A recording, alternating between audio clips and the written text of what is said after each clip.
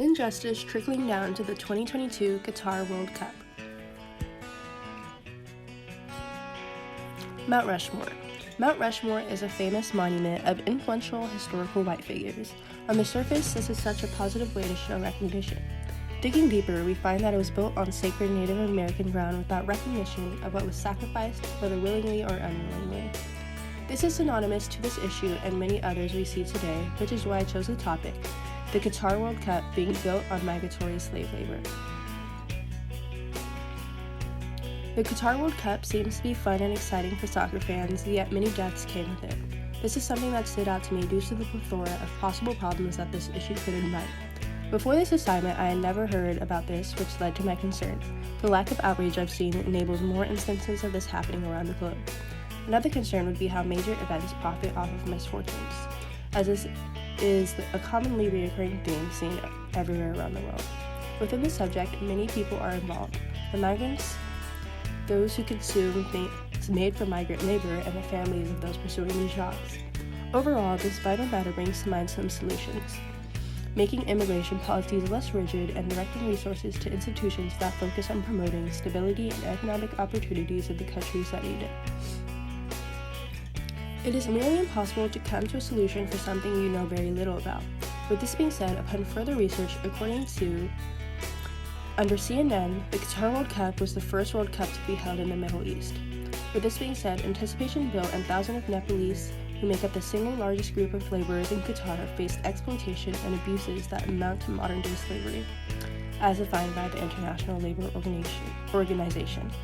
Much of this abuse is described as the workers enduring their sponsors, often confiscating their passports and leaving the workers at the mercy of whenever the sponsor will return it. I use this source as part of my exploration because it highlights the fact that many of these workers are being held against their will. The migrant situation is amplified due to the large groups of workers living together in cramped, unsanitary housing, some without running water. To top this all off, the workers also endured physical and sexual abuse in their workplaces. Conditions on work sites worsened to the point that 1,000 people were admitted to the trauma unit in 2012, having fallen from a height at work. 10% were disabled as a result, and the mortality rate was significant, according to CNN. These are human rights violations. The first two sources used are news outlets. News outlets are publicly consumed, and I wanted to look at this issue through the lens of a normal citizen who gets their information from these sources, because at the end of the day, most of these people are those who vote and even take part in consumerism like this. I then followed up and used the last source, which is a scholarly University of Baltimore source. This was to bring out the true, reliable facts of said issue rather than relying solely on surface-level, publicly consumed news. The last source helped me greatly as well because I now have the statistics. As a result of this exploration between types of medias, it highlights the severity of the Qatar World Cup being built on migratory slave labor, and it is now the foundation for finding ways this can never happen again. The facts. The facts are indeed that the Qatar World Cup was built off of migratory slave labor. Furthermore, one of the main people affected are the migrants. According to the International Organization for Migration, the United Nations General Assembly states that more than 40 million people around the world were victims of modern slavery in 2016. ILO has released a companion estimate of child labor, which confirms that about 152 million children aged between 5 and 17 were subject to child labor. With this being said, there are multitudes of individuals that experience such conditions, and the Qatar World Cup building was not an isolated incident. The mere fact that this source is from a migration page highlights the international problem that this is, and therefore everyone's problem. Why is this everyone's problem? Because of globalization, politics, economy, society, and ecology are all interconnected. Moreover, this is a major human rights issue that knows no borders. With this being said, children are the future. They grow to become the influencing factors of the world, therefore we need to take care of them. The issue lies in the fact that these laborers are experiencing dangerous conditions that no doubt heavily impact their mental health, which is not only a danger to the individual but to the structure of the world. Something that could be done would be to make the immigration more fluid for those that think they have to become migrant laborers and are later subjected to the harshness of the conditions that it comes with.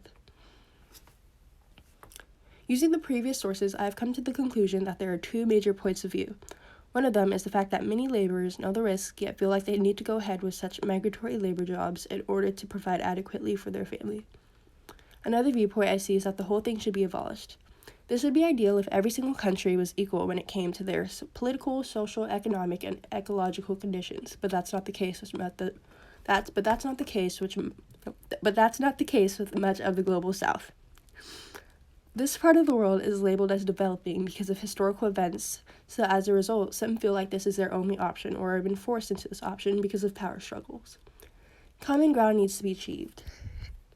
Instead of abolishing migratory slave labor, we need to create respected conditions for these individuals. We continue to bring elements of slavery into modern workforces and are shown each time the massive effects of it. I believe the best medium one can come to would be to level the playing field when it comes to all aspects of globalization.